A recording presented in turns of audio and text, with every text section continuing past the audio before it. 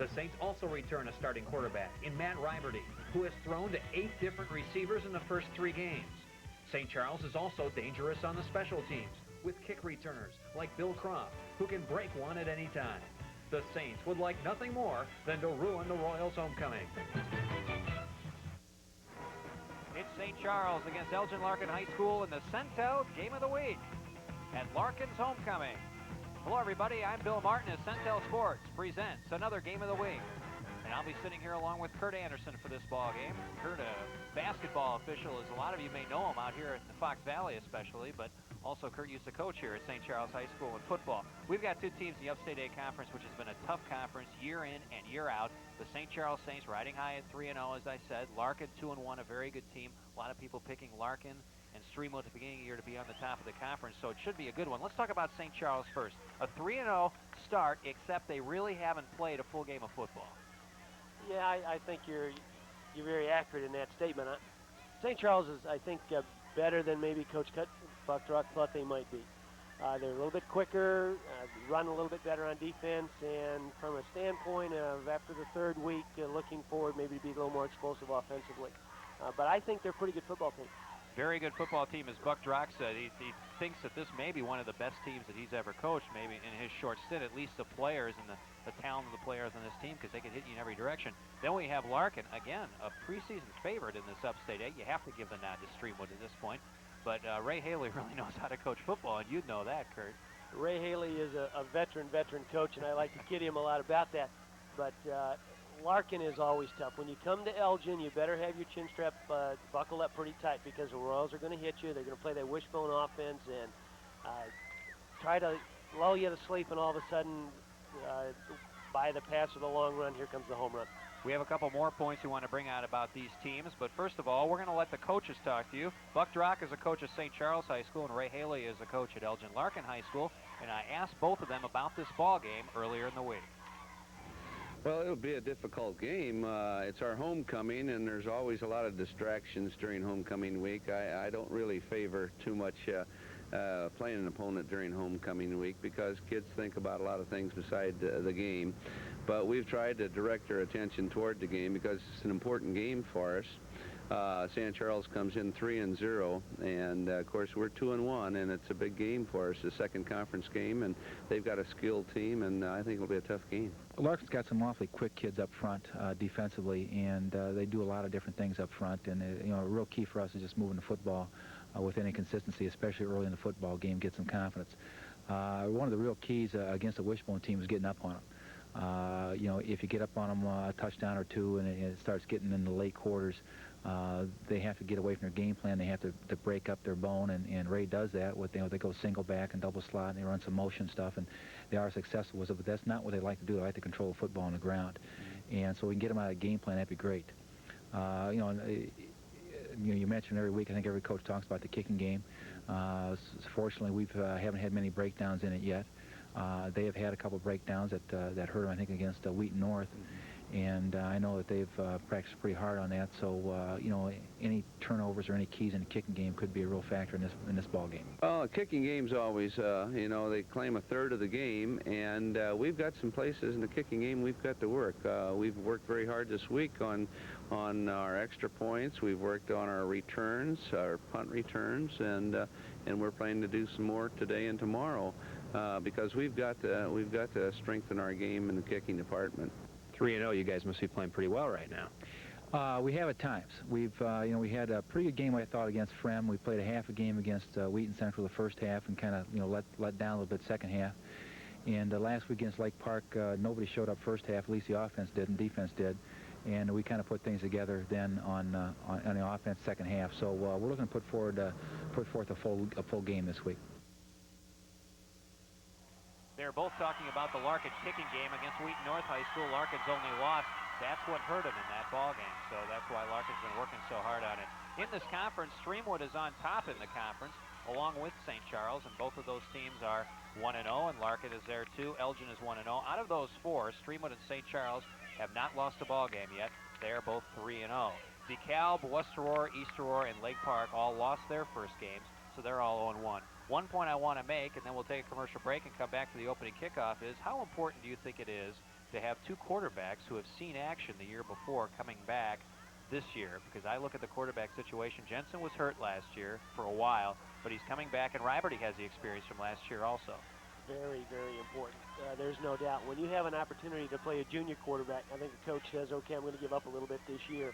But I know next year as a senior, he's going to be the man that has seen all the different kinds of things that possibly can happen, and that's normally where the big leadership comes from. So it's very important to have people that are back. So the quarterbacks might be another key to this ball game. Both of them know how to play some football. It's homecoming at Larkin High School, and we'll be right back for the opening kickoff and the starting lineups coming up right after this word. Service wants your help in stopping drug smuggling in private boats and planes. If you've seen activity... And the festivities starting here at Larkin High School as it is homecoming for the Elgin Larkin Royals, and they're coming back out onto the field. And the St. Charles Saints are the opponent of Larkin. We talked before about the Upstate 8 Conference, mentioned it, we showed you the standings, but Kurt, I would have to feel that the Upstate 8, especially this year, it's so even, but it's so good. It must be one of the best conferences, at least in this area. I think it's up. I really do. You talk over a long period of time in the public schools. Sometimes the league is up, sometimes it's down. The Upstate 8 is up, I think, this year. It's a whale of a league, top to bottom. In this ball game, Larkin is going to be receiving. St. Charles will be kicking off. And we're going to take a look at both of these teams, both offense and defense. And let's first of all take a look at the homecoming team and the home team, the Larkin Royals. You might say, well, they're not playing at Larkin High School. They play their games at Elgin High School. So all your Elgin fans probably recognize this. Memorial Field Streamwood plays here too. There's St. Charles coming out of their locker room. But let's take a look at the offense first of the Elgin Larkin Royals and see how they line up. We talked about the quarterback before, and you'll see him a lot today. Number 11, Brian Jensen. He likes to run the ball too. He is a senior. One of the running backs is Jeff Herman, number 25. That's a St. Charles offense we're looking at. Let's get up to the Larkin offense. That's what we're talking about right now. The other running back will be Tim Dahl. He is number 32, and he is a senior. And the fullback, there they are. The fullback is Ray Godfrey, number 38. He's a senior. They call this a wishbone because they have three backs back there. That must be hard to defend against.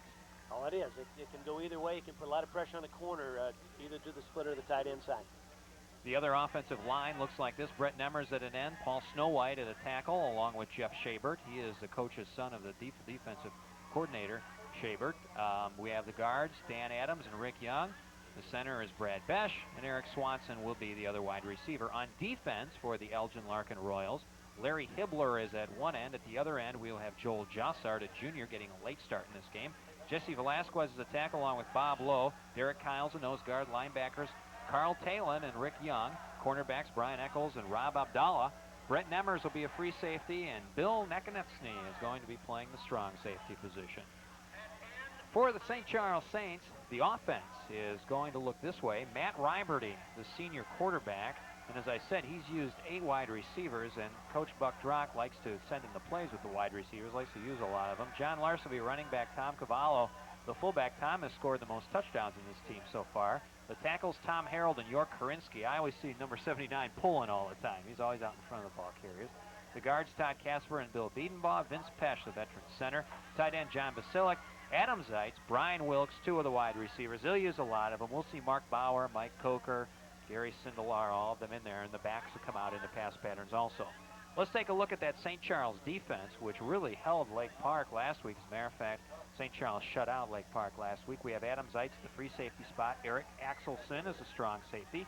Cornerbacks are Chris Bertoli and Bill Croft.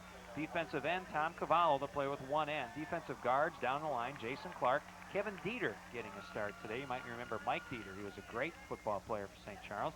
Dave Simone and Tom Harold, defensive tackles. And the linebackers, John Rappelt, and the guy that probably everybody is very impressed with, Dave Stachura. Boy, does he hit.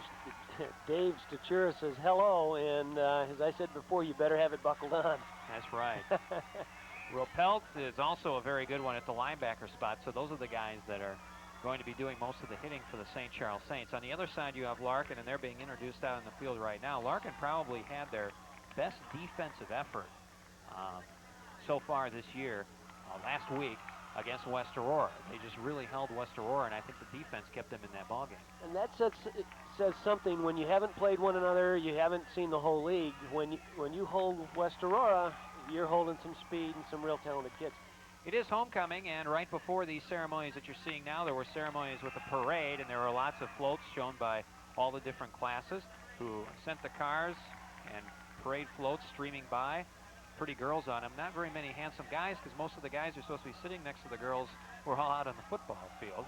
But here are some of the floats and some of the action that took place right before this all happened and the starting lineups happened. See the floats of all the different schools. This was the homecoming parade before the game. Obviously, earlier today, they had a homecoming parade that went around Elgin. And you see a supposed saint hanging by the goalpost.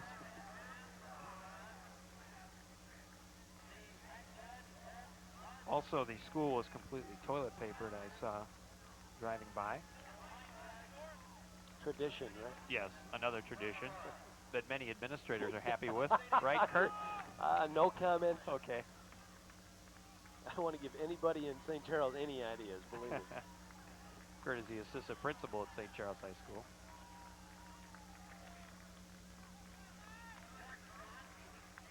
We're ready for the kickoff as St. Charles is teeing it up. York Korinsky, the kicker, is getting ready.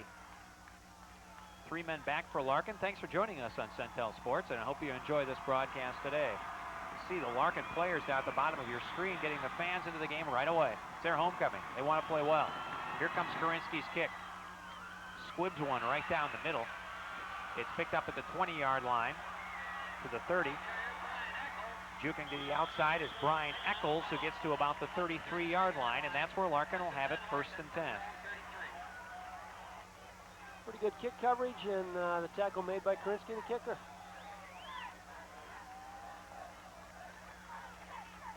Korinsky has been very impressive. As a matter of fact, he's so impressive that he's going to be starting on offense today for St. Charles. So we'll see the first setup for Larkin in their first series of plays. Quarterback Jensen hands off, second man through on the right side. There is a big hole, and all the way into daylight goes Dahl over midfield to about the 49-yard line of St. Charles, a 1st down. First play they run, they go opposite the fullback, and when you're talking about a defensive team looking at a wishbone, your eyes have got to follow the fullback and honor him, and they came back a little counter. So Tim Dahl gets a first handoff from center, and he makes good with it into St. Charles territory, 1st down and 10. Again, Dahl to the right side. He spins off a tackler first, but then is wrapped up by Zeitz in the secondary. Got a little bit of help from Bertoli, I believe, back there. Gain of 2, it'll be 2nd down and 8.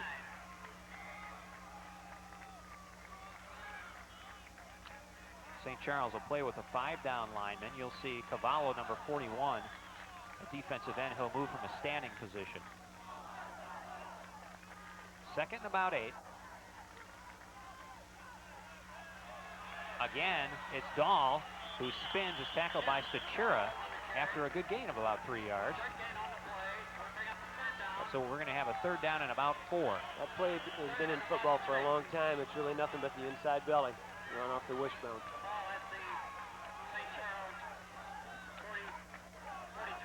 Larkin will like to stay with a wishbone, would like to control the ball. St. Charles wants to take Larkin out of their offensive setup, make him throw, make him maybe go with 1 or 2, maybe I formation or split backfield. 3rd down and a long 3. Jensen, a handoff up the middle. Godfrey, and he is stuck before he gets to the 1st down by Dave Stachura, number 77, who just put his head down. We talked about his hitting before. Well, that tackle was the difference between a 1st down and not a 1st down, and now it's 4th down. So you know what Dave Stachura did. Larkin is in 4-down territory, it looks like, though. Jensen came over to the sideline. That's Ed Washington, coaches a line on this Larkin team. He's also the wrestling coach at Larkin High School. So they'll go for it. 4th down and a long 1 for Larkin on their first series. Just started the 1st quarter, no score. Jensen keeping. He is hit, but he has a 1st down. Tackle was made by number 34, Chris Bertoli, the senior cornerback.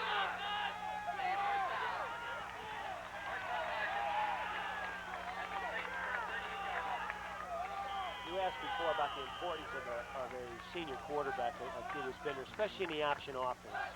Where he's seen the reads, he knows when to keep, when to pitch, when to give. And I think the quarterback just showed it right there. So Jensen gets a second 1st down of this drive. First down and 10. Jensen on the roll. Nothing. A loss of yardage. Big number 75, Tom Harrell, the defensive tackle, swooped in and got him. They'll lose about 2 or 3 on that. Second down and 12. Little counter option, tried to get it outside. I'm sure he wanted to pitch the ball, and St. Charles did a heck of a job rolling the corner there.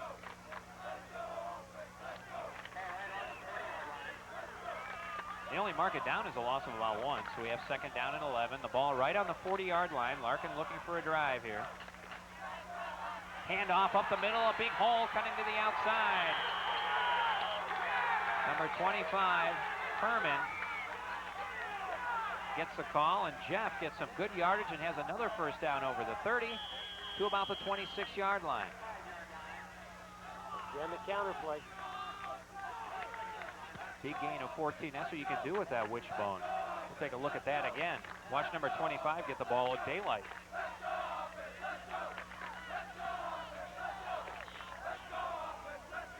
First down and 10 from the 26. Larkin on the move, their first drive of the game. Hand off, second man through, Godfrey. Over the 25-yard line. I think he gets to about the 23. Gain of 4, second down and 6.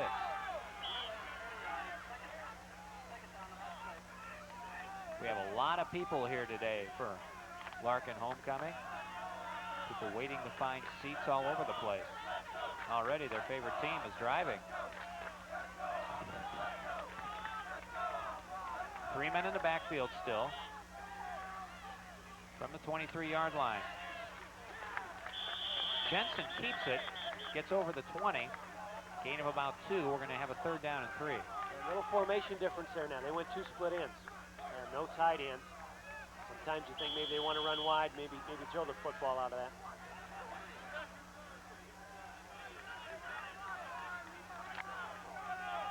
Eric Swanson and Brett Nemmers are the 2 split ends. Nemmers is split out wide to the right side. Now they bring in another tight end. Hand off Herman. He's pulled down from behind. From this angle, we can't tell if he got the first down. Needed to get inside the 19-yard line. Looks to about the 18. And the referees say fourth down and 1 from just inside the 20. The last time they had 4th and short yardage, they came back with a quarterback keep to the tight end. And I think that coaches have a tendency to go with something that has worked before, so let's take a look. Took a look at Howard Burns. He's our referee today. Any calls you'll hear. We have a mic on him. Fourth down and 1.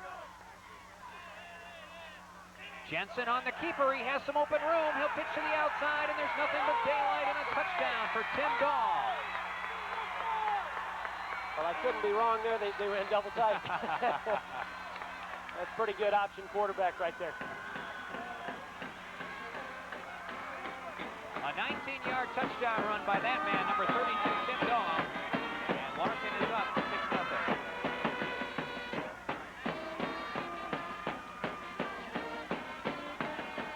You run 2 tight ends, you make the defense balance up. A lot of times defenses are predicated on strong side and split side and whatever else. You go 2 tight, you really do cause defenses some problems. Now Larkin has to use one of their timeouts because not enough men were on the field for the extra point. Boy, Larkin's been having trouble with their kicking game in the last two times that they've been out, and first thing that happens to them is trouble with their kicking game. Yeah, he talked about it in the opening segment with you about the kicking game. I tell you, it just drives coaches nuts not to have enough players, too many players. This is a part of the game that Coach Haley indicated was a third of the game, but it's the kind of game that just puts more gray hairs on you than anything. I guess it's just a dumb way to use a timeout. Well, they it's would exactly rather. right. Yeah. You got it. It's a no-brainer. You know, if somebody isn't thinking, somebody's not in the game. So now they're all ready, and Larkin will set it up. Jeff Shabert in to kick the extra point. Roger Greenhagel, junior quarterback, second string quarterback, holding. The kick is up, and it is good.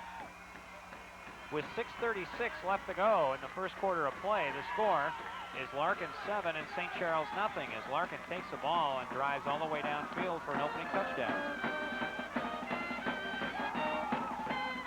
surprising, maybe?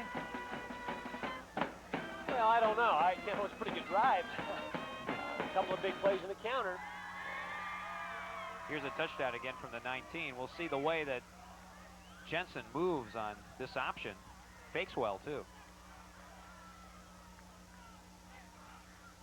Poor Zeitz didn't have anywhere to go. No, he was in no man's land. There's no doubt. But, you know, they had driven the ball down. They hadn't pitched the ball, I don't believe, on that drive, and you begin to get lulled to sleep, as I said in the very beginning of the program.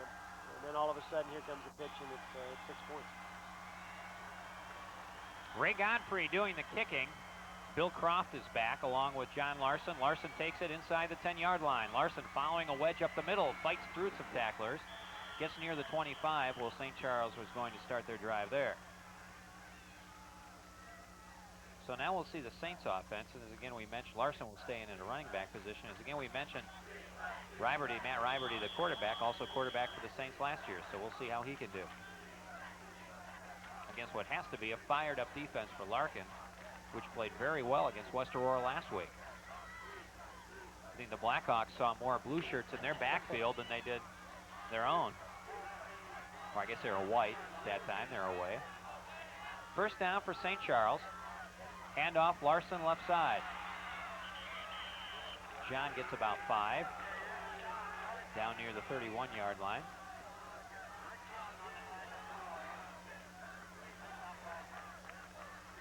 I'm going to say it now and get my old coaching stuff out. But sometimes, we'll see what happens. Sometimes when you take the ball in your first possession and score, it becomes awfully hard to score any other time in the night. So let's find out maybe what happens here with Larkin. Handoff, Larson runs for the first down over the 35-yard line to the 37. Gain of about 7 yards for Larson. Nice block made by the center there, number 74, Vince Pesh. Now Larkin moved the ball right downfield, and St. Charles, at least with their opening 2 plays, is doing the same thing. Here's Larson. You know, John's not the tallest person in the world, and that, I think, works to certainly his advantage. First and 10 from the 37. Handoff up the middle, Larson again. He has 10, he has 12, out of bounds near the 50-yard line. Well, that's a play out of the option, out of the wishbone book. That's simply outside veer. I'll say with the size of John Larson, sometimes as a defender, you don't really know where the ball is. And all of a sudden, he's there before you know it. He's averaging about 11 rushes a game. He's already rushed 3 times here in the first possession. He has 2 first downs. Ball right at midfield at the 50. The drive start at the 26. First down, handoff, left side. Cavallo spinning for yardage over the 45-yard line. Another gain of 5. It'll be second down and 5. Cavallo leads his team in touchdowns. He has 6 touchdowns so far this year. He's carried 38 times for 253 yards. Not a bad average.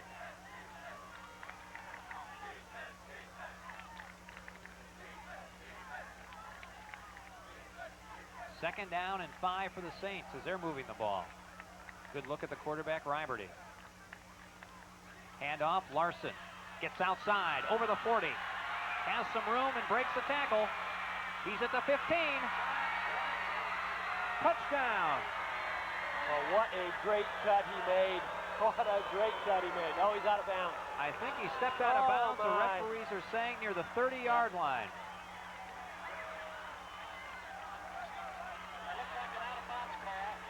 The touchdown will not count. Larson stepped out of bounds at about the 31-yard line, so it'll be a first down and a gain of 14 yards on the play. But what a great run. Oh, what a cut. He went right over tackle and just dipped it outside, and he has the speed. That is Terry Schaber who you're looking at. He has called timeout. He's a defensive coordinator, and he is saying he's going to go say something to his defensive unit out there because St. Charles right now is running the ball right by him. Yeah, we scored first, guys. You know, you're supposed to hold that lead, right? Let's see this run by Larson. You won't be able to see where he stepped out of bounds, but what a great run. Watch him step it outside.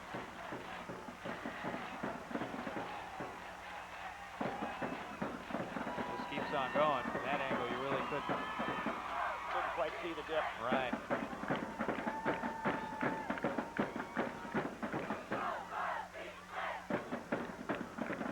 Larson only stands, what, 5'6"?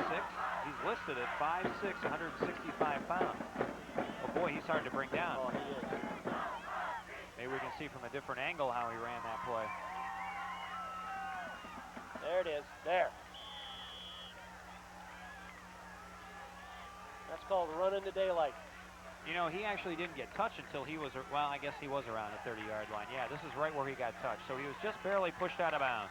From the 31-yard line, the timeout is over. First down, 10 yards to go for the Saints. Up the middle, Cavallo puts his head down. And whatever Terry Schaefer said to his defensive unit, they seemed to cover up that time. Everybody was in on that tackle for Larkin. Well, when you're 6'3", 205 and run like Tom Cavallo, everybody better be in on the tackle. I'm a defensive back and he's coming. I may play find the nearest hole. See a lot of Cavallo today on both sides of the field.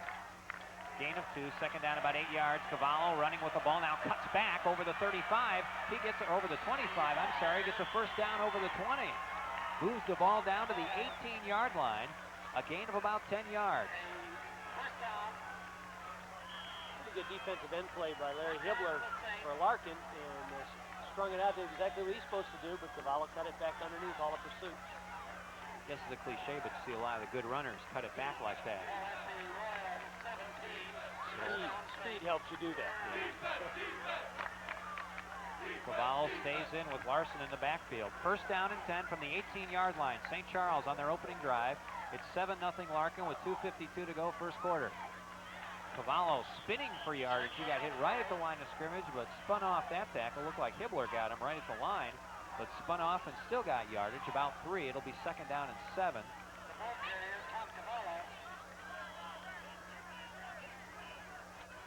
Both offenses so far impressive, Kurt. Very impressive, and everybody's doing it on the ground.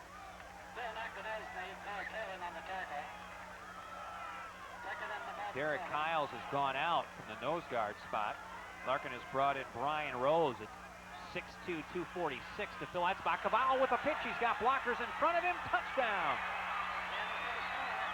Well, I guess you bring a big guy in at the middle, it's not going to matter if you go outside. No, that's exactly right. And as I said before, 6'3", 205, he's got a lot of speed. He gets that big tackle out there in front of him, and that's a load to try to bring down.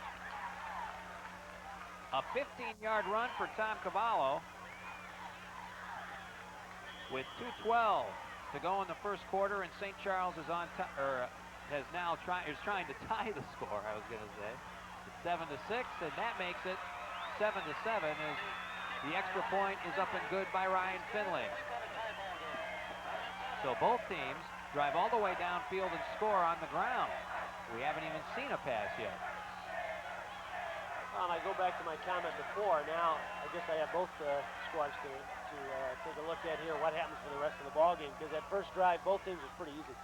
Here's that touchdown again. Pitch to Cavallo on the left side.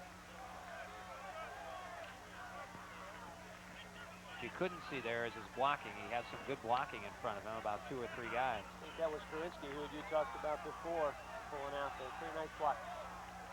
We've got another angle at that. Let's see if we can find the offensive tackle. 75, that's Tom Harold. Right there, makes a nice block. Cavallo cuts up underneath him.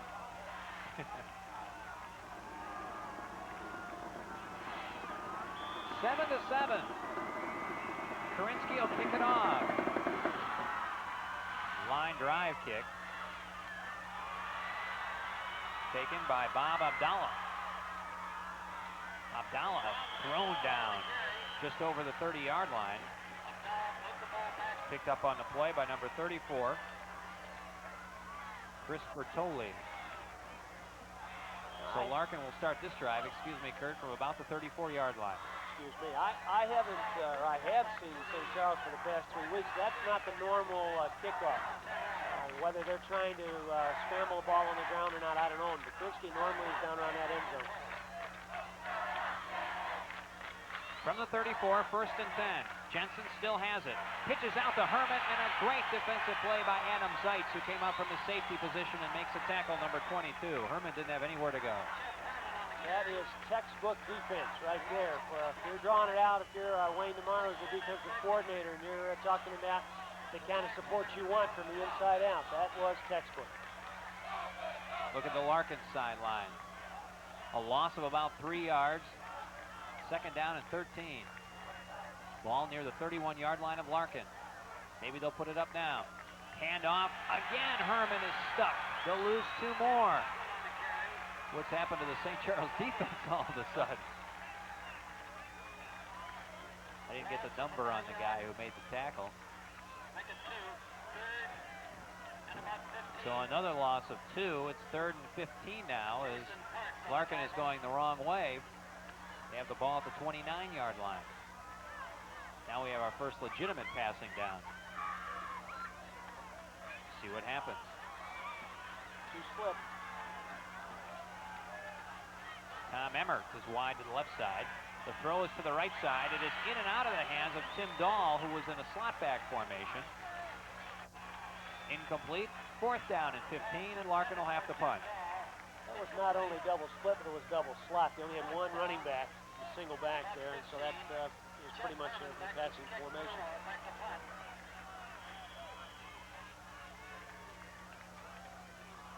Larson and Croft back to receive this punt. A good kick. Larson will take it at the 35. Gets a block from Croft, but he's strung out now. Spins away from one tackler, but he's hit hard by number 63, Jason Euchre, who I believe snapped that ball. The ball down at about the 37-yard line with 29 seconds to go in the first quarter. It'll be 1st and 10 for St. Charles. Well, let's see if your theory comes true. You said after Larkin scored that if a team scores first, it's hard to keep that going. They might not score the rest of the game. St. Charles scored in their first possession, too. How can I be wrong? So it's going to end 7-7. Right? We're going into overtime. Many times it's just too easy. Handoff, Cavallo. Squirts up the middle, still rolling towards the 40-yard line. Mark him down just short of the 40. Gain of 2. It'll be 2nd down and 8 yards to go for the Saints, and that'll be the last play of the first quarter. And what a first quarter it was, and great first possessions by both Larkin and St. Charles. The score is 7-7, and we'll be back for second quarter action on Centel Sports coming up right after this.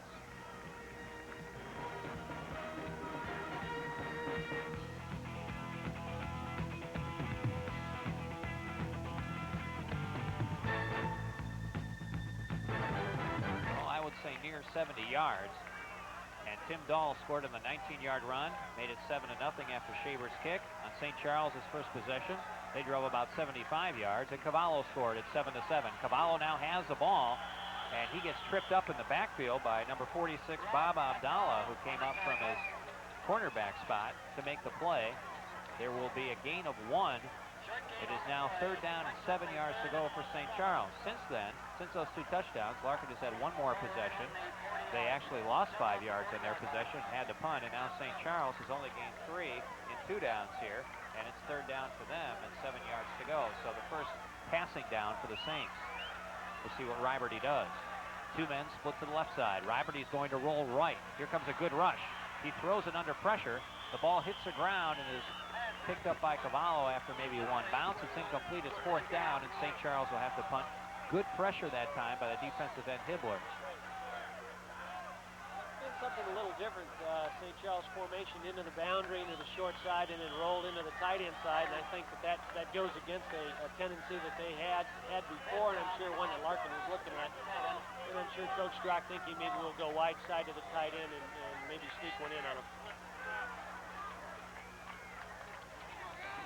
Karinsky with the punt. It'll bounce near the 30-yard line, and Zeitz catches it right there. And that is where Larkin will take over. 1st down and 10, and we'll see the Larkin offense again. Well, if we stop now, I'm a prophet, right? Yeah, both teams score, and then both teams punt. Don't even get a 1st down in their next possession. That is a good point to think about that. Mentally, it's too easy. Well, I spent 15 years on the sidelines. It happened too many times. So you never had your team score on your first right. possession. No, You we said, always said don't score. Just Right? run it into the line, let everybody come through. First down and 10 from the 31-yard line is where Larkin will start their drive. Jensen throws right away to Nemmers. It's incomplete over the head of Nemmers and into the sidelines. Bill Croft had the coverage on that play. It'll be second down and 10. Looked like that ball just went over Nemmers' head. I don't know if he lost it in the lights or what, but Croft even kind of ducked when the ball came. So they may be having some difficulty, and right in that bank of light that ball came out of. We'll see if that continues to play havoc. There's the Larkin offense. Besh, the center. Second down and 10. Jensen rolls. The pitch is to Dahl. And he is cut down in the backfield by the St. Charles defense on the far side. Looks like Eric Axelson, number 26, came up to make the hit. It'll be another loss on the play, a loss of about 1. Third down and 11. Ropelt was in on that last stop too, and there's support from the pitch from the linebacking position. The linebacker's going to have fullback to quarterback to pitch, just play it all the way out, and you step up and take whichever one counts. Like the cornerback took the block head on and just stopped him there. Gave everybody else a chance to catch up. Third down and 11 for Larkin. Jensen, hands off to Dahl. I thought he still had the ball when he got hit. Jensen's still down in the backfield. There he is. Getting up very, very slowly. Dahl's run was good for about 6 yards, but it'll be fourth down and 5, and Larkin will have to punt. Jeff Herman punts for Larkin. There's Ropelt. They're one man short. Larkin is? Yep, here he comes. Godfrey. Good snap.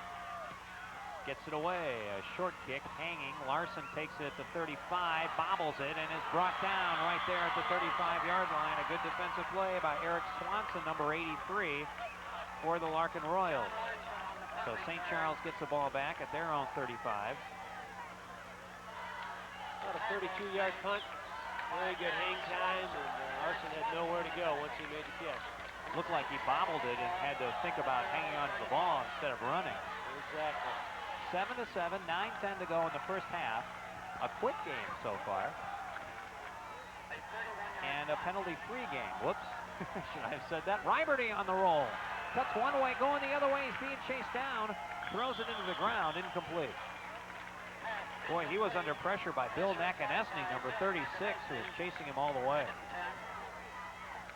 That's what I thought. Nakanesny came from the strong safety spot, so they had a little bit of a blitz on, a strong safety blitz on the strong side, thinking that St. Charles was going to sprint that way, and they read it right. Riberty simply made a 360 and decided to go the other way. That wasn't planned. Nakanesny, if you're wondering, does have speed. He's also a running back, and he also goes back on kickoff returns and punt returns. A little bit of a mix-up in the St. Charles backfield. Now they're straight, but maybe too much time as there's the first flag of the game. Nakanesny was lined up strong again. Looked like he was in a blitz position. I don't know if Riberty saw that and tried to get his running back on the other side. Dead ball foul, illegal procedure, white. Legal procedure was a call, not too much time. It'll be second down and 15 now. They made the shift. He may not have been set for a full second.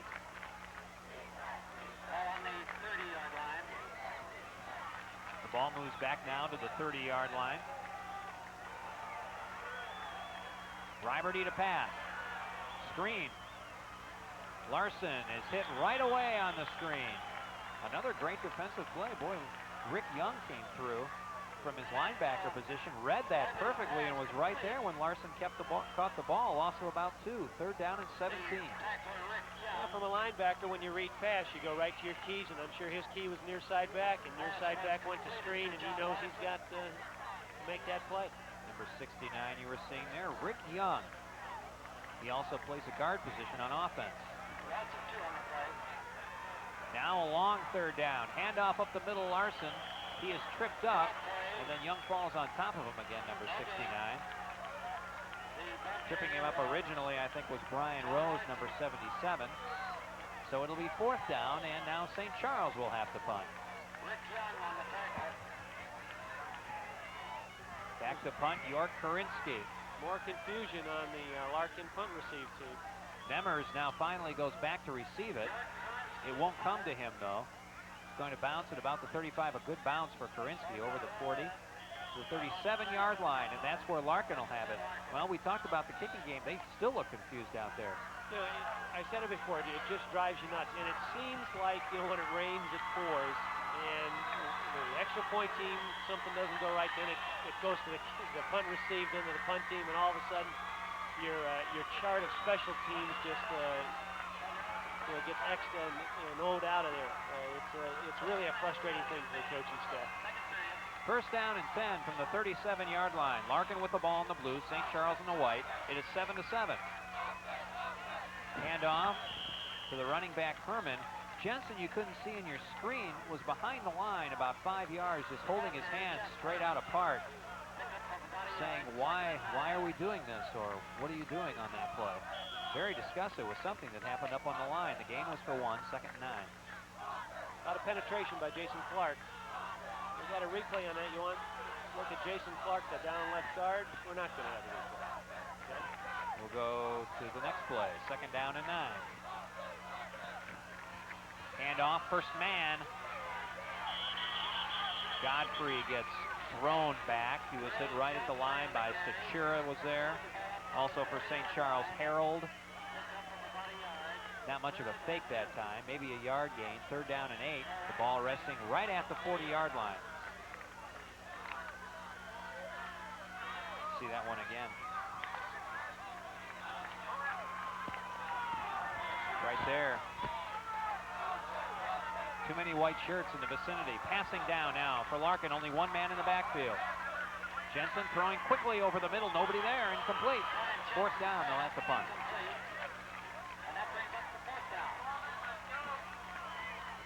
You know, the interesting thing on the 2 series now that Larkin has run outside of that first series, they haven't shown the counter play. The counter was a big play for him in the first series, which was a touchdown. But they didn't run it until they got down to the 20-yard line. So obviously other plays worked for him earlier that aren't working now. A high punt to the 24-yard line. Croft with it, and he gets tackled right away. Well, one thing you can say about Larkin's kicking, their coverage is good. Bob Adala, number 46, made the tackle there. St. Charles has not had a chance to return any of these punts anywhere. Excellent punts. Real good hang time and some speed on the outside to cover him. Saints start from their 24-yard line. 1st and 10, 7-7, 6 minutes to go in the first half of play. Both teams scored on their first possession of the game rather easily, I'd say, Kurt. And now both teams are stalling. I'm Bill Martin with Kurt Anderson for Centel Sports. Hope you're enjoying our game of the week. St. Charles in the white, Larkin in the blue, an Upstate 8 conference matchup. Handoff, John Larson. A flag down, a face mask is going to be called, and Larson still gets about 5 yards. Now in high school, is this a 5-yard walk-off or 10 or 15? I know in pros now, it can be flagrant, it can be without intention. We'll see. And I'm not so sure the yardage is the same. Foul, blue, face man. But the National Federation does have the same. You can have a flagrant, and now they've just proven me wrong, so I don't know anything. And it's 15. It is 15. I didn't 15 think it was. from the infraction. Just short of the 45-yard line, gives the Saints a 1st down. Now, Kurt, stick to basketball. Yeah. I've had guys on the sideline say, you don't know those either, though. That's the problem. Yeah, I know. The coaches, okay, 15, okay, fine. Yeah, fine, we'll take that. Yeah. 1st down and 10 after about a 19-yard gain for St. Charles. A pitch out is behind Larson. He makes a one-handed catch. He's lucky he even caught the ball. Maybe gets back to the line of scrimmage. That one was stopped right away. Loss of about a half a yard. 2nd down and 11. There's a good look at Larson. And that's the defense on Larkin. 44-yard line. That's at Saints 44. See if we can see that face mask on the earlier play, Kurt. Right there. And, you know, that is truly unintentional. Now back to the action. Riberty going long, looking for Coker, and he overthrows him near the 20-yard line.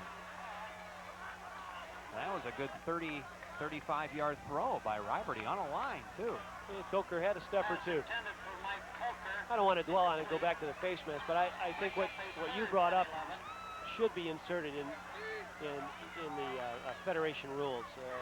No doubt the tackler had no intention of all grabbing that thing. He reached, he simply got the side of the helmet. There you see Brian Jensen on the sidelines talking over his offensive strategy. Brian also a good baseball player. I watched him play baseball over the summer for Larkin. 3rd down and 11, and I don't know who moved first or last, but it seemed like a domino theory. Everybody moved and one led to another. So that's going to be a 5-yard penalty against St. Charles. I think everybody moved, and Vince Presley forgot. Illegal procedure, white. So now it's going to be 3rd down and 16. Neither team has completed a pass in this ball game. Clock is stopped with 4:58 left to go in the second quarter, 7-7. That looked kind of funny, didn't it? Watch it. Yeah, there it is. Pesh just didn't get the ball out. Yeah. And he's discussing that with himself as he goes back to the huddle. Vince Pesh, the center. He's the one who has to get the ball out first. Riberty on the roll, finds some room. He's going to run, but now he's thrown down and knocked out of bounds on the far side. Making the tackle, Larry Hibbler along with Derek Hiles. So some good pursuit by Larkin. Knocks Riberty out of bounds after a gain of about 3 yards. And it's going to be 4th down and 12. You really want to give that credit to the defensive backs. Every receiver for St. Charles was covered. So Karinsky back to punt again. Back to receive, Eder and Nemers. End over end kick, rolling Karinsky's way over the 30 to the 25, still rolling, and they'll mark it at the 23-yard line. And that's where Larkin will take over on this drive. Well, Kurt, you know your football. Nobody's going to score in this game. We all know that now. After they both scored on their first drive, like you said, we know nobody's going to score. Why don't we all just go home? No, we can't go home. We have got to go to the 10-yard line and go to the overtime. Yeah, that's right, to the overtime. Okay. 1st and 10. Handoff, Godfrey thrown down. St. Charles playing some tough defense. Harold, number 75, in on that tackle. I think I mentioned Harold's name more than anybody else tonight. Having a good game. Well, if they're reading that option, they're not blocking the down tackle, and so he does have the ability to run free if the quarterback's not making the proper read. Larkin brings it up. No gain on the play. 2nd down and 10. From the 23. 3rd man through. Ooh, he just knocked down. Dow got knocked down. Now, we hadn't seen that play before. That wasn't the counter. It was kind of a little hand-back trap.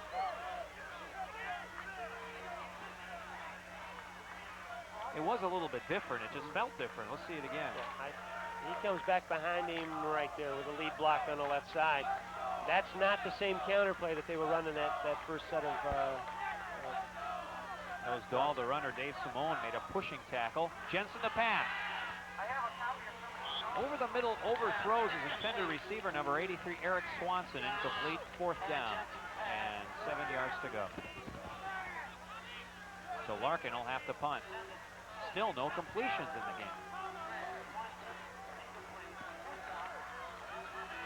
Larkin's not going to be a true passing team. The kinds of completions are going to be the little dump passes to the tight end and eventually the home run ball, maybe the split end. Looks like timing patterns mainly across the middle, and the timing right now is off.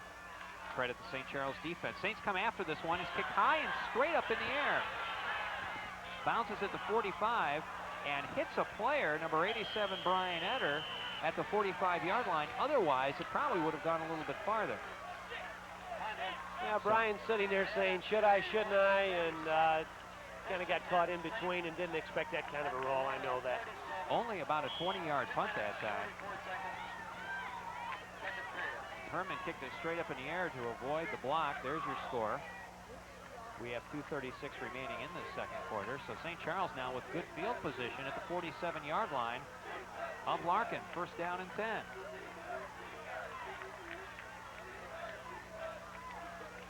Riberty fakes a handoff, going to throw down the sidelines, but he overthrows Bauer, who, as you saw, was still looking for the ball. I think he had time to wait, too. I didn't follow the receiver on that play, but it almost looked like he may have slipped or been delayed because with the kind of fake Riberty gave, you would have expected him to have been further on downfield with the ball. Let's look at the replay here. Maybe we can see him. I don't know. He probably had a stop-and-go pattern. We're not going to get it from that angle. Yeah, it looks like he just started to cut upfield. Back to the action. Up this way, you can move up this way. Riberty throws this one in the ground for an incomplete pass. So 2 incomplete passes, third down. That pass was intended for Tom Cavallo out of the backfield, but matches through that one straight down. Well, they got the linebacker in a blitz here, and Riberty simply had to get rid of the ball before he wanted to. So the Saints now having some trouble moving offensively as they start off in the air. They bring up another passing situation, 3rd and 10, from the 47-yard line of Larkin. Wilkes wide to the right side, Zeitz to the left, 2 men in the backfield. Riberty rolling.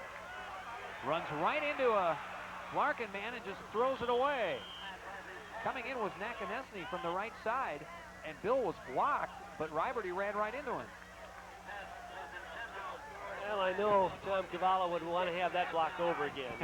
He just didn't get his head on the proper side. And he just ran right by him and into Riberty's face. So it's 4th down. St. Charles, 3 incomplete passes. They'll have to kick it away. 2:09 remaining in the first quarter. Not a lot of time ticked off the clock, and there's your score. See the heads of the band members who are ready to come out at halftime to play. Karinsky back to punt. Good high kick. Nemers from the 20 puts his knee down. Well, I guess he didn't put his knee down. He'll move up to about the 22-yard line. So it'll be 1st down for Larkin from there. They started their last drive from the 23, and they take this one from about the same place. Larkin cheerleaders had a lot to cheer about early in the game after their team took the ball over on their first possession, went all the way downfield for a touchdown, but nothing since then. Well, they've had the defense to cheer for. So an offensive game has turned into a defensive game. 1:48 remaining first half. The handoff left side goes to number 32, Tim Dahl. And he is stacked up after a gain of about a yard. Jason Clark in on the tackle that time for the Saints. 2nd down and 8.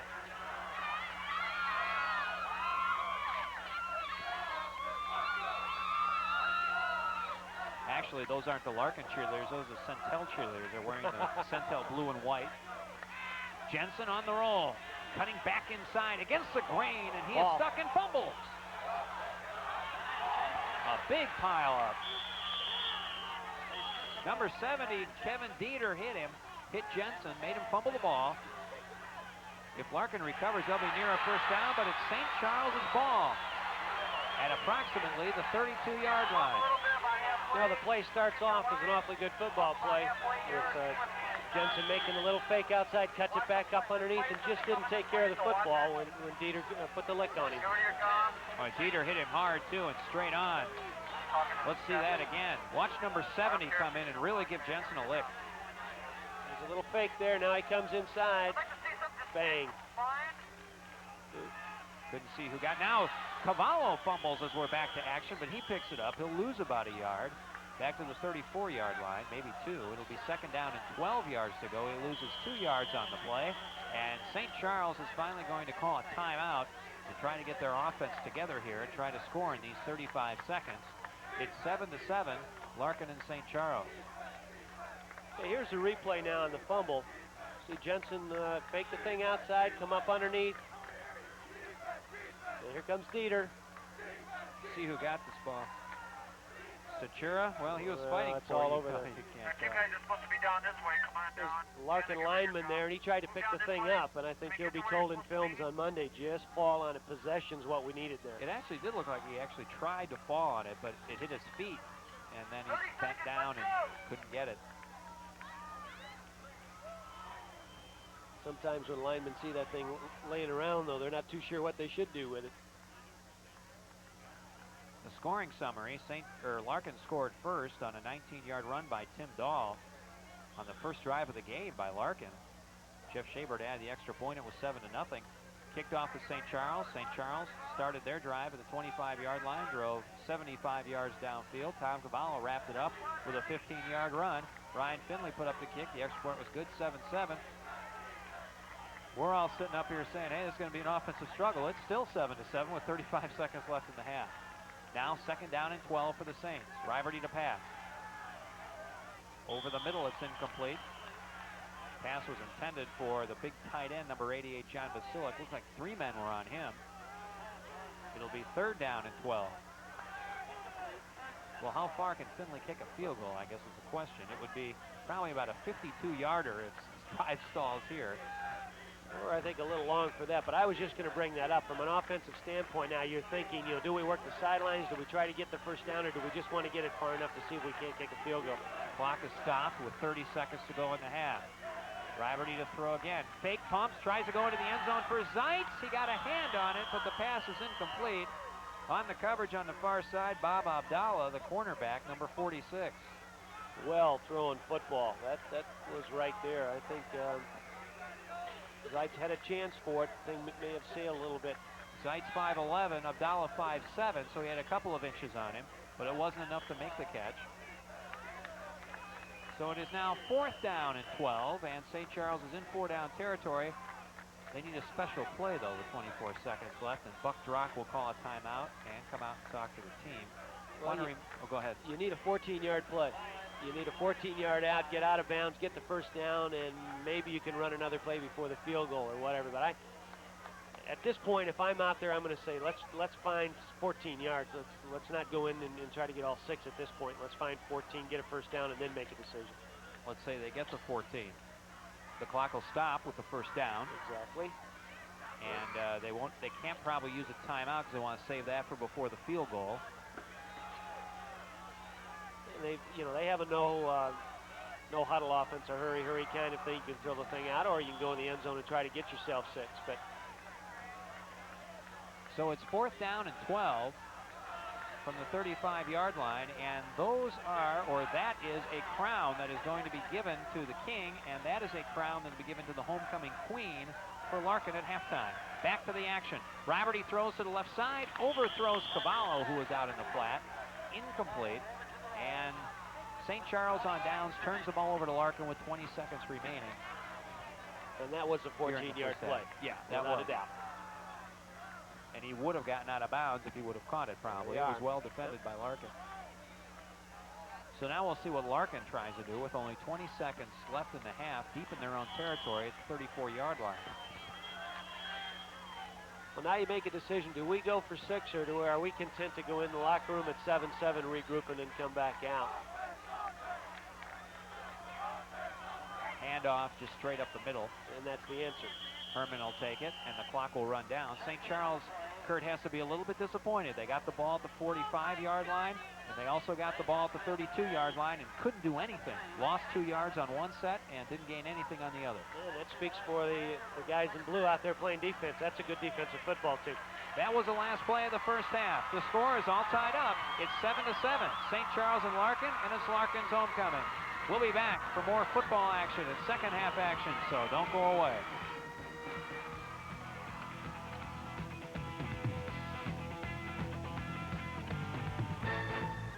Ball into the end zone on a 19-yard run in the first half as the first quarter. Schaber made the kick, and Tom Cavallo had a 15-yard run for St. Charles when they took the ball over, and then they scored. And let's take a look at some of the highlights that took place in this first half. First of all, Larkin's first possession. You hear the crowd getting up right now. It's their homecoming here at Larkin. Larkin's first possession ends up in this 19-yard run by Dahl.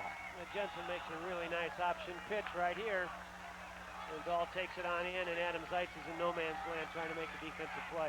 St. Charles comes right back and handed to John Larson, who was running the ball downfield, and it looked like this was a touchdown. He needed about 6 inches more real estate down on that left side, and he would have been in, but that was called back. It was. St. Charles drove to the 15, the pitch to Cavallo.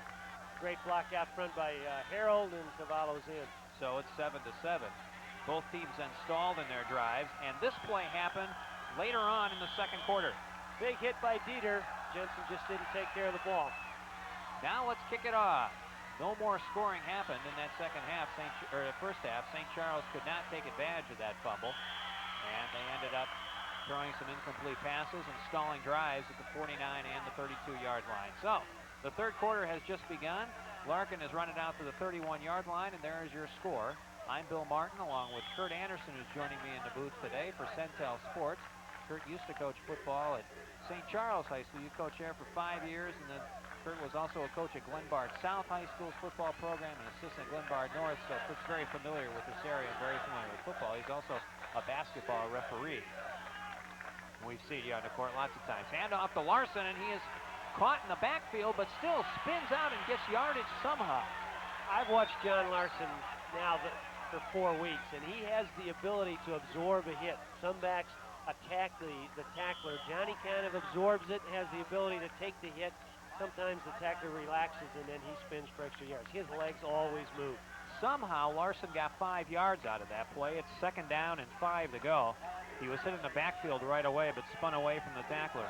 Bobby Lowe hit him right back there, but couldn't hang on. The pitch to Larson, one-handed catch, gets over the line of scrimmage, maybe gets 1. It'll be 3rd down and 4. St. Charles coming out with that running attack that got him their first touchdown.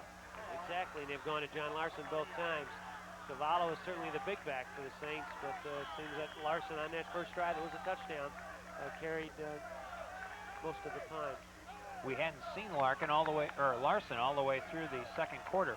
There's Ray Haley. Ray, the coach of Larkin High School, looking at the defense right now. He's mainly in charge of the offense. Terry Shabert's in charge of the defense for Larkin. 3rd down and 4. Larson again gets a first down, has some more running room over the 45-yard line, fumbles the ball, and Larkin has it, unless it was ruled down.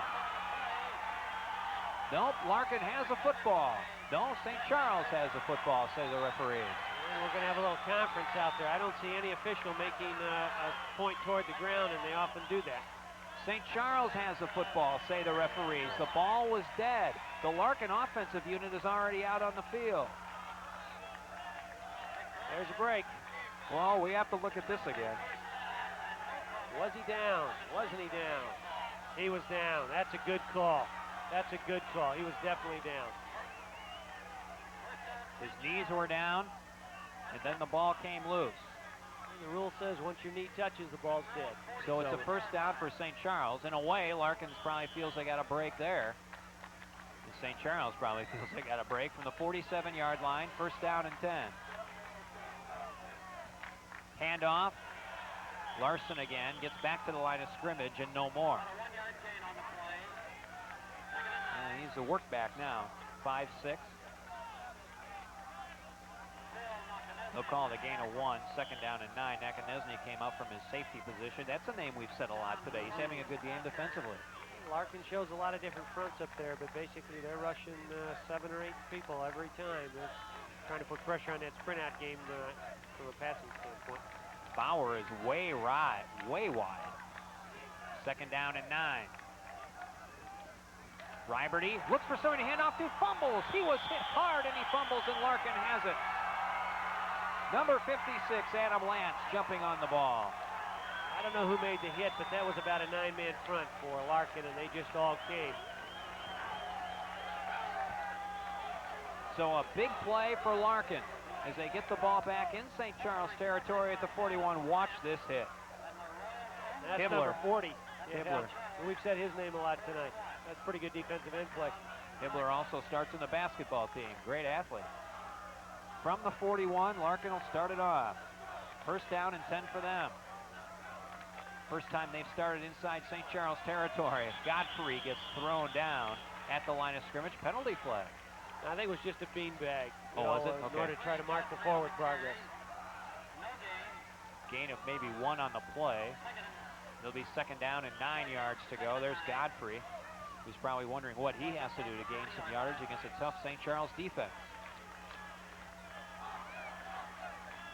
Both of these teams drove 70-plus yards on drives in the first quarter on their first possessions, and they haven't done much since, offensively at least. 2nd and 9. Jensen keeps it, tries to cut inside. Harold brings him down from behind after a gain of 2. It'll be 3rd down and a long 6. The 75, Harold making the tackle on the play.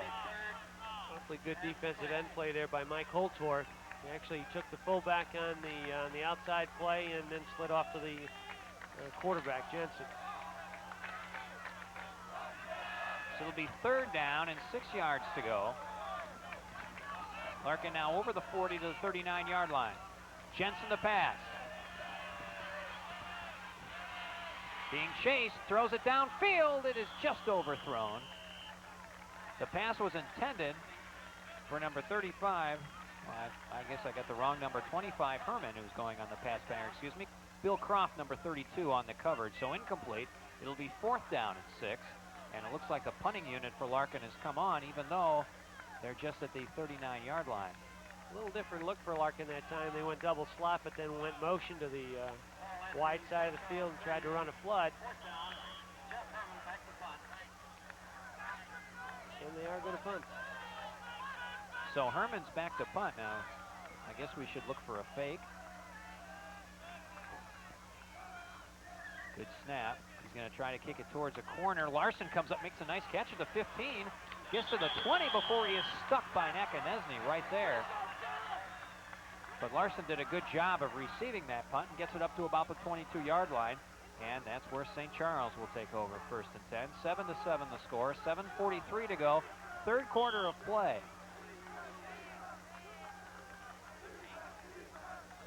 Here's that punt again.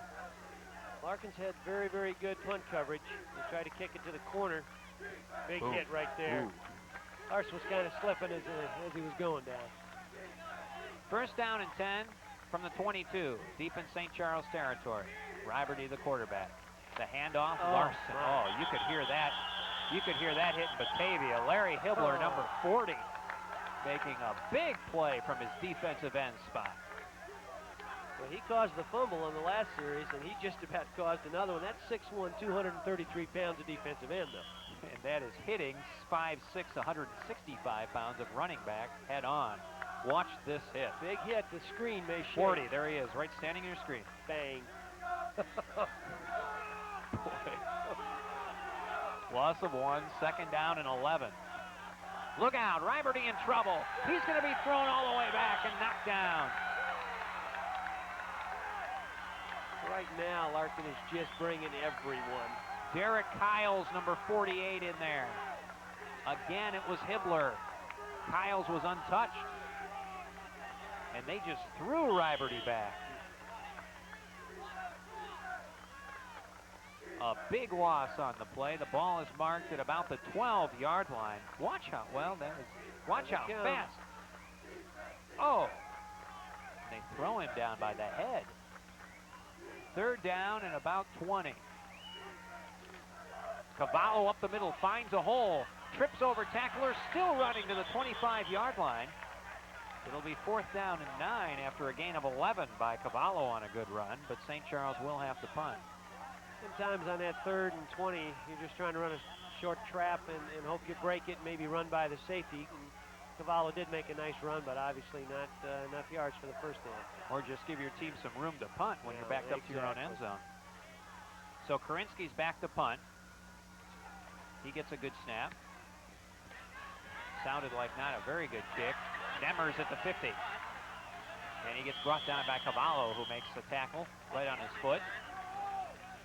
The return gets the ball to about the 46-yard line, a 4-yard return, but once again, good field position for Larkin. Their last drive was at the St. Charles 41. They only got about 4 yards on that drive, and Larkin's drive now will start at about the 47-yard line, which is where it is marked. This was what happened at halftime we want to show you. The crowning of the king and queen, and there is the queen being crowned out there. Now we're back to action. Home run. And going long is Jensen trying for Nemers, and it's incomplete. Just overthrew him on the play. So sometimes you wonder why they just drop back and throw that one, but that certainly has a purpose, because I'm going to guarantee you that 2 of those defensive backs in white shirts are now saying, don't get beat deep, don't get beat deep. That softens the corner now for the option, and they can come out and pitch the ball a little better. Next time out, we'll go back and take a look at that crowning of the king and queen when we have more time. From the 47-yard line, it'll be 2nd down and 10. 5:03, the clock has stopped here in the 3rd quarter. It's 7-7. Larkin in the blue, St. Charles in the white. Godfrey on the handoff. Tries to get outside, but he's strung out. The original hit that time was made by the cornerback. Coming up, first time we've seen him. Is that Holtorf? Oh, yeah. He's been playing out there for a while now. Gain of about 4. It's 3rd down and 6. Another big 3rd down play for Larkin. Both teams have been very unsuccessful on 3rd downs throughout most of the game. I can't remember a first down, really, since their first drive.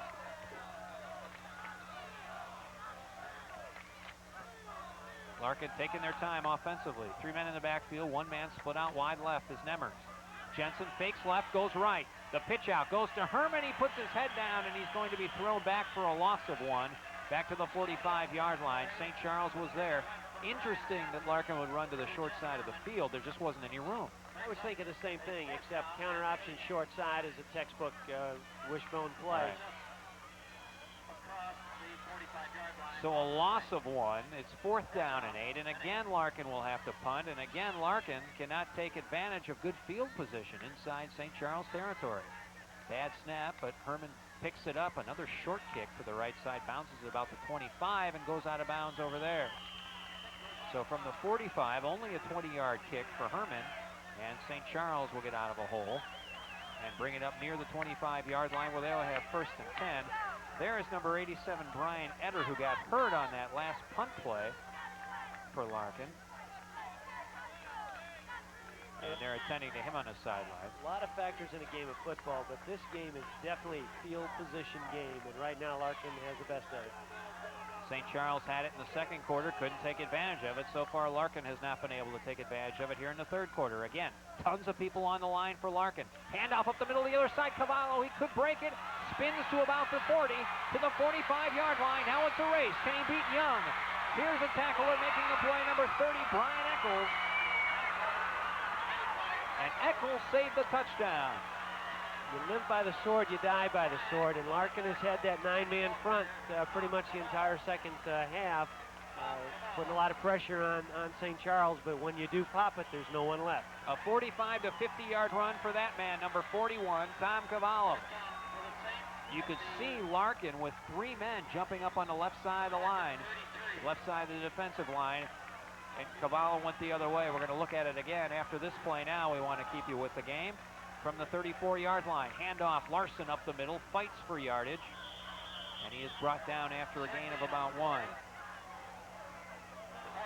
So take a look at that last run by Cavallo. You will look at see all there the they people are, right on the there. left-hand side. He now goes you the just other pop way. it, now there's nobody left. Now it's a foot race, not a bad move right there. Number 30 has some speed, this Eccles.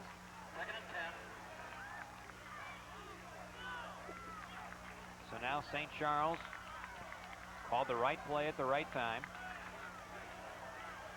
2 men split wide to the right. 2nd down and 10. No gain on the last play. Pesh snapped the ball, a fumble. Flags are down. You're going to get a penalty. It depends now if they're going to call that dead ball foul or not. If a procedure penalty, save the down or have Larkin take the down. Wonder what Buck is saying. He's out on the field, Buck Fry, St. Charles coach. He has to be a little bit unhappy with that.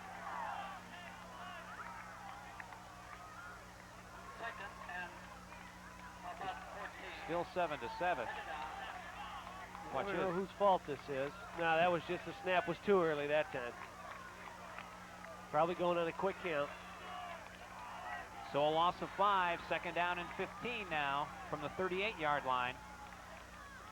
Saints have to get to the 24. Pass over the middle. Basilic in and out of his hands, incomplete. Number 88, Rick Young right there on the coverage. Number 69, the linebacker. I just sat here and watched Mr. Hibbler on that play, and I want to tell you, he took a St. Charles offensive lineman and just buried him about 10 yards deep. Larry Hibbler, number 40 in the blue uniform. He starts from a standing position from the defensive end spot, and he has been in the St. Charles backfield on just about every play. They stack up that left defensive side again. Look out, here comes Hibbler. Riverty just throws it away. Nobody touched number 40 that time as he shot through the line. And he lays down in the middle of the field, and he's hurt.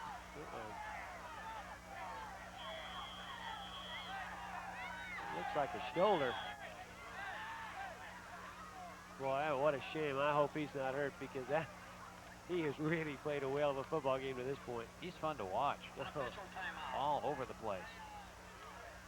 Well, we hope Larry's okay. During this timeout, we can show you some of the homecoming festivities that took place at halftime out here. There was a crowning of a king and a crowning of a queen. And there's the queen being crowned up on a podium. And then the guy with the crown you saw before in the first shot, he was waiting for the king to come out, who is a football player.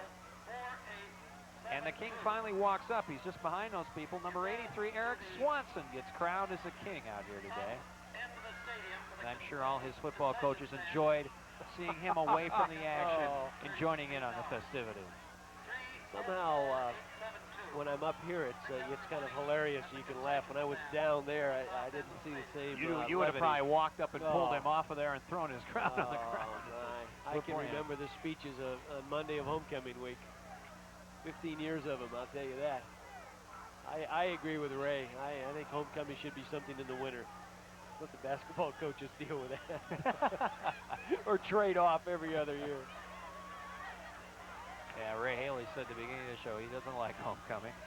I mean, I'm sure you all like it, but it's hard to prepare for a football game with so many other. They have a dance and everybody doing this and that, so many different days. Well, I guess he has a different crown on now. There's Mr. Swanson donning his helmet again. Well, the one idea that I tried to get across to the kids all the time was if we didn't play a football game, we wouldn't have a homecoming. So you have to figure out, which one is more important. See if we can see what happened to Hibbler on that last play. He's still being attended to on the left side of the screen. Here's a replay on that. Watch number 40. And you couldn't see at the end of that play. It looked like he fell on his right shoulder. We have some time to remind you that Centel Sports will be covering football and even some soccer throughout the rest of the sports season, the fall sports season. Then we'll go right into the winter sports season, and we can give you a couple games that are going to be coming up on Centel Sports. Wheaton Central versus Wheaton North high school soccer game on September 28th. This one, ladies and gentlemen, has been canceled. This one was a game that was struck by lightning last week, and it did not go, so we will have that game at a later time when it is being replayed. Going on October 3rd, we'll bring you the Naperville Central Wheaton Central game. The DuPage Valley Conference, always a good one for football. You know that conference well. To be the coach at Glenbard South, you had great success in that conference with Glenbard South. Yeah, we had a lot of fun over there the years we were there. That's just a great league. You only have to drive 5 minutes to get to your opponent. Everybody knows one another. All the boundaries of the schools are contiguous. It's really fun. So if you're watching this game on Monday night, this game will also be repeated on Wednesday night. If you're watching on Wednesday night, this is the last time it will be shown on Centel Cable TV. Larry Hibbler is still down on the left side of your screen.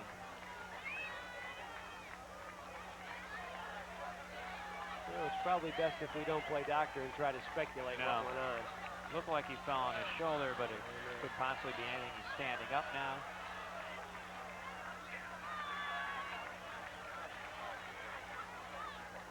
A lot of people attending to him. Well, it'll be interesting to see if they change any defensive scheme, whether it was something special they were doing with Hibbler or if it was their normal scheme. But I tell you, he caused enough havoc in the third quarter here for St. Charles. Number 56, Adam. There you see a shot of the crowd that I was talking about before. Standing room only. Number 56, Adam Lance, has come in to replace him. Come in to replace Hibbler. Lance is a 6'1 junior. And now Hibbler coming off, holding his left arm, or his right arm across the body. I'm still not too sure what happened to him.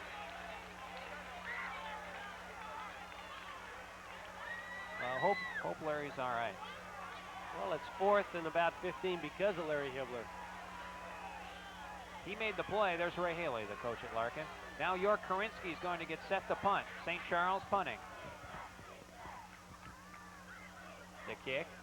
Larkin will let it bounce. Bounces to the side inside the 20-yard line. So back to the 11.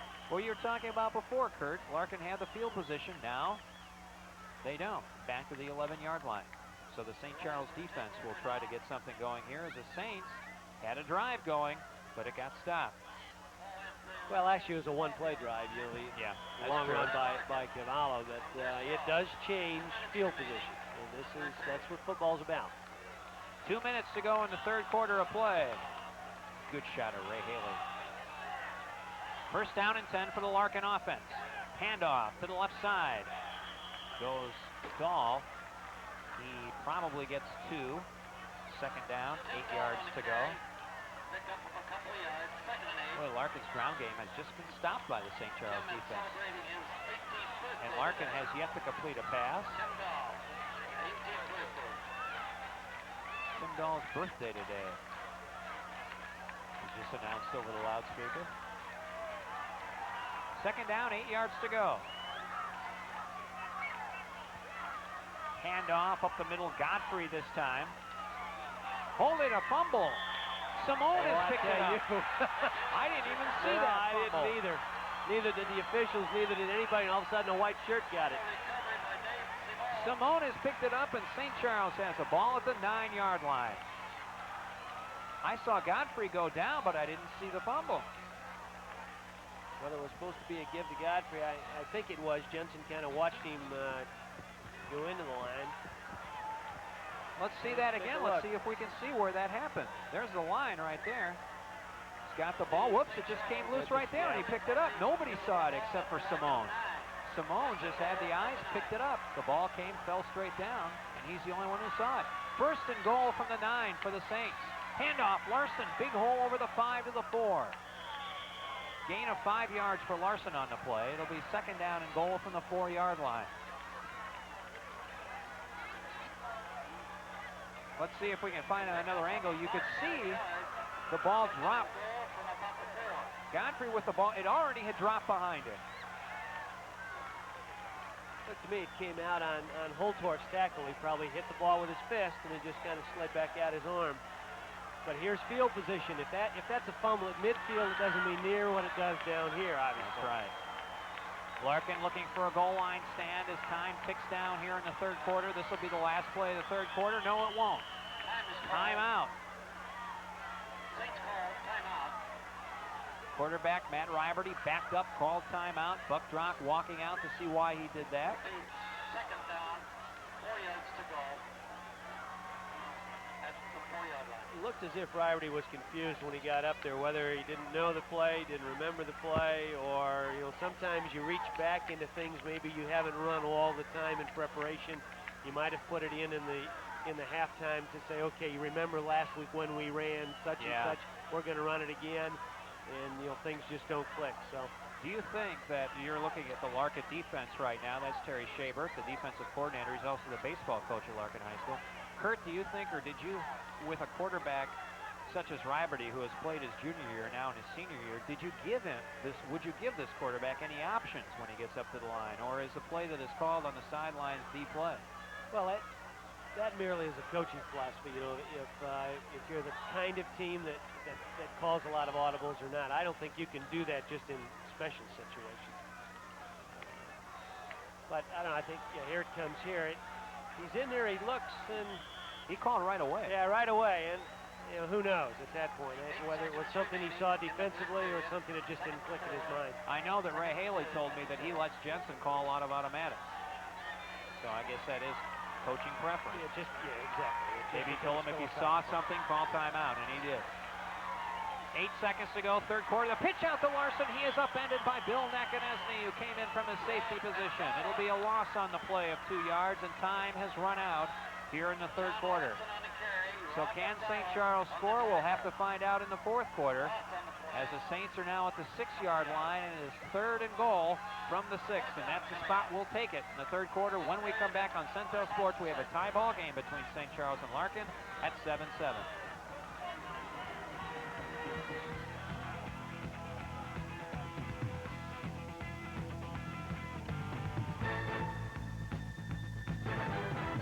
We have moved to the fourth quarter of play. The score is 7-7. Both touchdowns were scored when Both teams took their opening drives. Almost 70-plus yards, about 3/4 length of the field. Now here we go, whistle and a flag. Offside, Larkin. They lined up offside. Oh boy, I tell you, you talk about coaching gray hairs.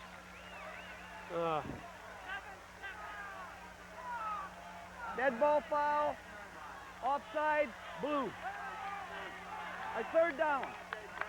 It was a tackle, Brian Rose, I believe, who lined up offside. I saw a 7-7. Nose tackle has come in.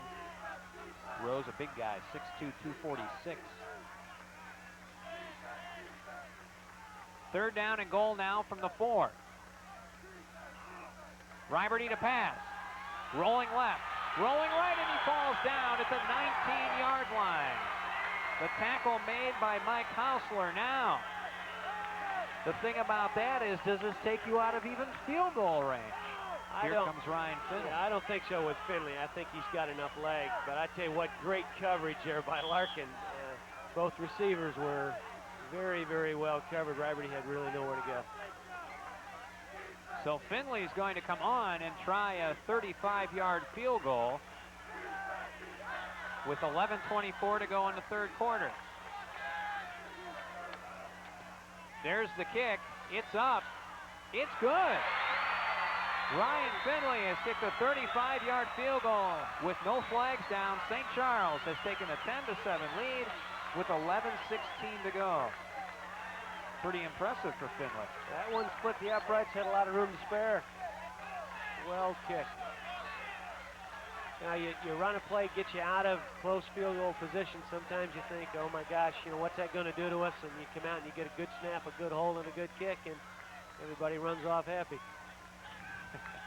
St. Charles drive started at the 9. It ended at the 18. That's, as an old math major, there's something wrong with that.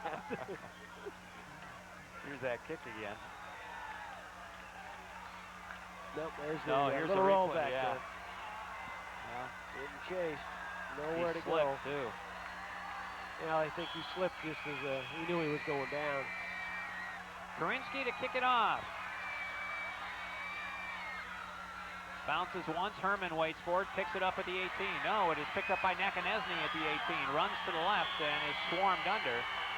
And, you know, was there a fumble on the play? Because St. Charles is running with the ball. Oh, sorry, they stole the ball and it had already been whistled dead.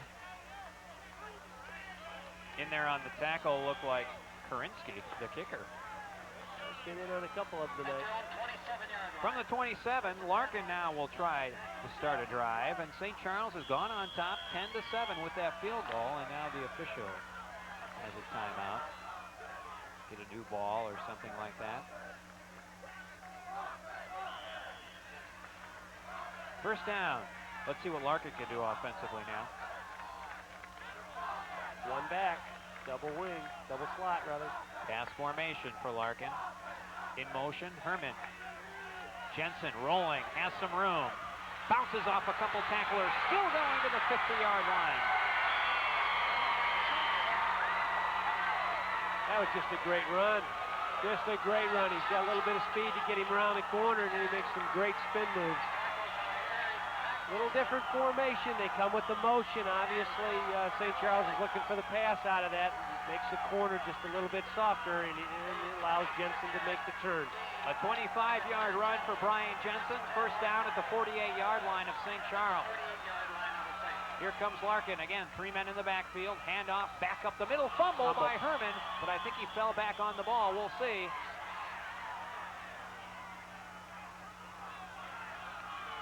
They say Larkin's ball. I saw the fumble from here, but I guess Larkin fell back down on it. They'll end up a gain of 3, second down and 7 at the 44. Let's take a look. See if it was a fumble.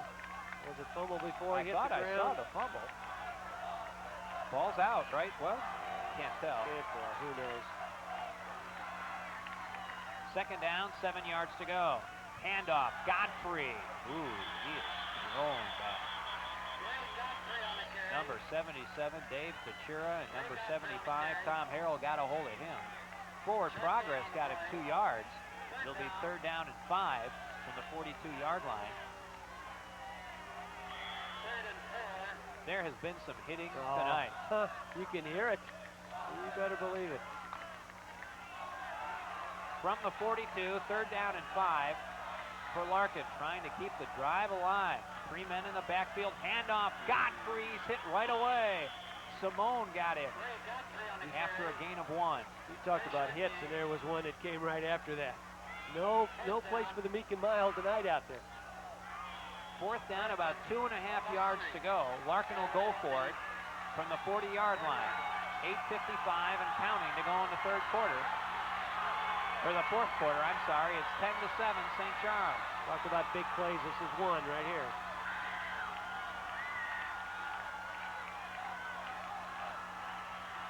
Looking, the handoff. 1st down run by Herman over the 35-yard line.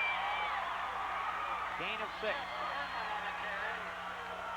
Inside belly, and you give the fake to the fullback. If you're a white-shirted St. Charles defensive man, you know you've got to think fullback first. Good call. Very good call. Saints by 3. Larkin on the drive. Watch the fake. Fake to the fullback. Now here comes the 2nd man. Back to the action. Number 32, Tim Dahl with the run down the left side, and that's good for another 5 or 6 yards. This looks like the Larkin of the first drive, doesn't it? Starting to. 2nd down, 5, just inside the 30. This drive started from the 27. The big play, a 25-yard run by Jensen, the quarterback. Sometimes you need that spark, and it came out of a different formation and just kind of not a real trick play, but a different play. Handoff this time to Herman. He's going nowhere. He is hit by Tom Harold, also on the play. John Ropelt, the linebacker. No gain at all. It'll be 3rd down and 5. Maybe 4.5. But you're in 4-down territory, so you've got 2 to get 4, 2 to get 5. From the 29-yard line. It's turned into that kind of a game, hasn't it? A grind-out game. You don't see these guys going to the air right now.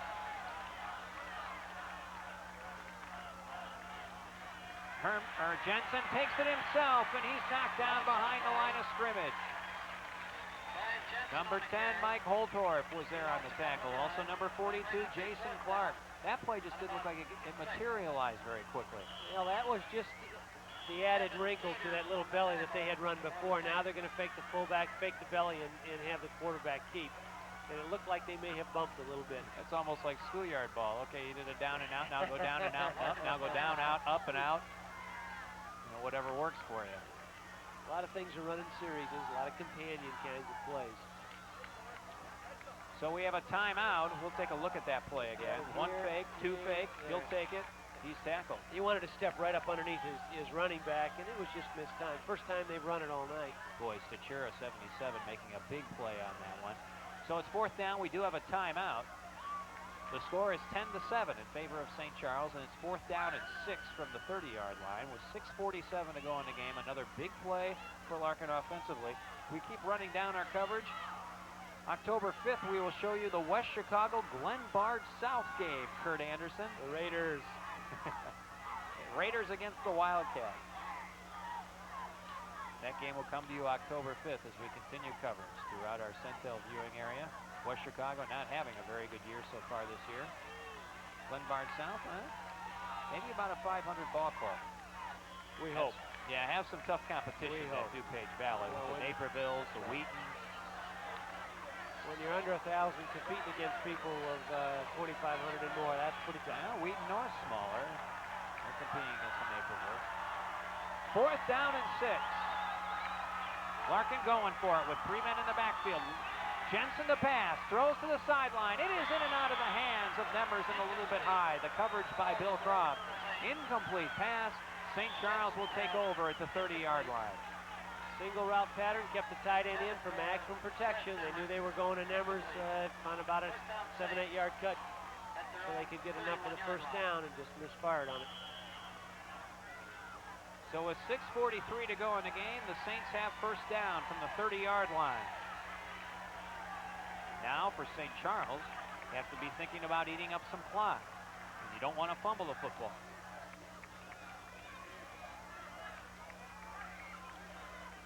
Handoff, Cavallo, big hole up the middle, spinning, a nice move to the 50. Cavallo trying to open it up. Eccles is after him, makes another diving tackle on Cavallo, but he got all the way down to the 20-yard line. Same play they ran in the last series against that 9-man front, and if you can pop it, you have no safety to beat, and then it just becomes a foot race.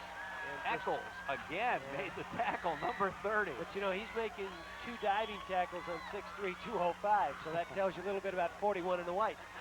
Let's watch his 50-yard scamper again by Cavallo. Look at him spin, he's strong. Oh, Eccles, oh, not again. Here he goes. Oh. Now back to action. Handoff up the middle, Larson. Gets over the 20-yard line, gain of about 2, maybe only 1, second down and 9. 6 minutes and counting on the clock. 10-7 Saints. They've moved the ball deep inside Larkin territory. Even if you keep running the ball here, you're in field goal range already. And I guess if you don't score, you have Larkin pinned up against their own end zone. 2nd and 9. Cavallo on the right side. Cavallo still running. Eccles again makes the tackle, and he hit him high that time. Also number 69, Rick Young, in on the play. But not before Cavallo got about 5. Well, I tell you, the defensive tackle, 75, heading by 1 foot, and Cavallo eventually wiggled out of that, but that saved the long run, really, possibly a score before Eccles could get there. They counted a gain of 4. It'll be 3rd down and 5 from the 15-yard line. Saints have to get to the 10 for a 1st down. But again, as you mentioned before, they're in 4-down territory now. Handoff, Larson busts up the middle. On his back was Mike Hausler, the defensive end, but Hausler couldn't bring Larson down, just had to ride him for a few yards. A gain of about 3 or 4. It's going to be 4th down and 2, we'll call, from the 12-yard line. The Saints bring it up quickly so that Larkin can't change their defense. Big play here. Handoff. Cavallo up the middle. He has the 1st down inside the 10-yard line. Interesting call on 4th down and 2. You don't kick the field goal, which with Finley is probably a pretty good bet. You go for the 1st down, you keep the clock running. 4:23 and rolling. Yeah, they went to the no-huddle offense, tried to keep Larkin a little bit off, and ended up running the ball with Cavallo. And again, I think if you want a yard or 2, he ought to be able to get it for you. Gutsy play, though, with only 4 minutes to go. 1st down. Saints and goal to go. Handoff up the middle. A big pile up outside the 5-yard line at around the 7. Here's that call again. St. Charles came up with really no huddle. A handoff up the middle. Cavallo busting for yardage. And the Saints have now moved it to the 7-yard line. 2nd down and goal from there. It's tough when it's 1st down and goal from the 10. Yeah, the field gets shorter. You certainly don't have very much room to work with, and obviously you need all 10 to score in, get the first. The pitch out. Larson rolling around the outside behind Korinsky. Can't find a block. Number 43, Carl Talon, came up and made the play.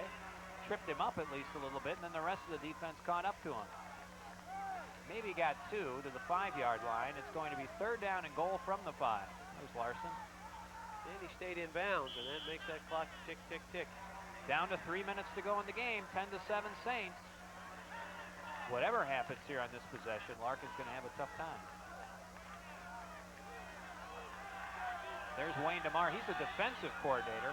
He's wondering what his defense is going to do once Larkin gets the ball. The pitch out, Cavallo makes the catch, cuts inside, and he is close, but I think he came down at about the 1. Okay, now what's the call? Yeah, 4th down and 1. There's going to be no huddle, and the Saints are going to come up again. The same play. Let's look Cavallo left side again.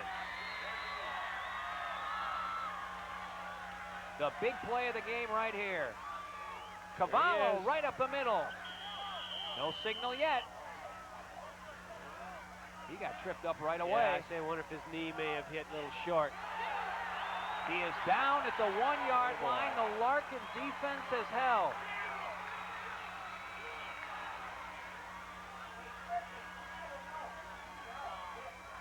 Boy, it's not even from where the yard marker is. It's not even the 1-yard line. It's about the 2-inch line.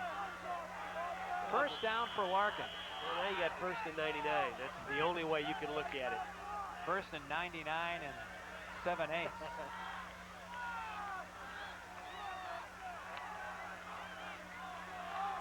Larkin is back up against the wall under 2 minutes to go, down by 3.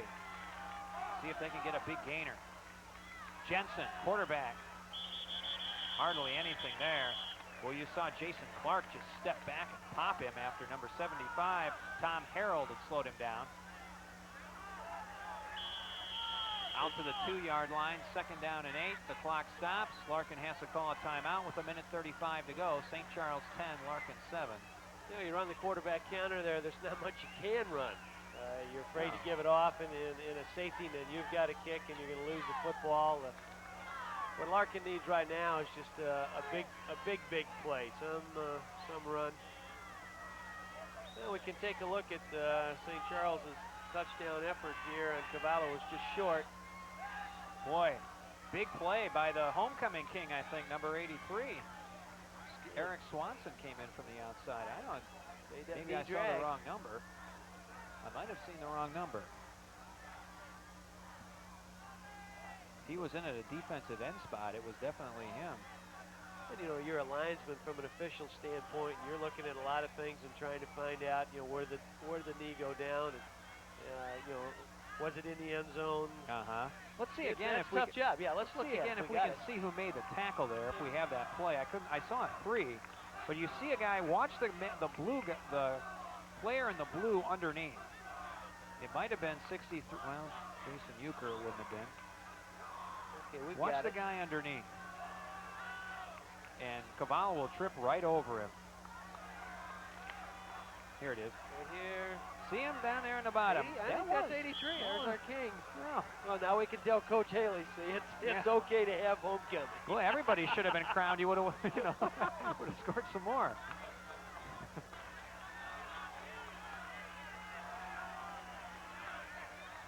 So it's second down and 8. We're back to action now. 1:35 the clock is stopped at. We'll start with the snap of the ball. Jensen the pass.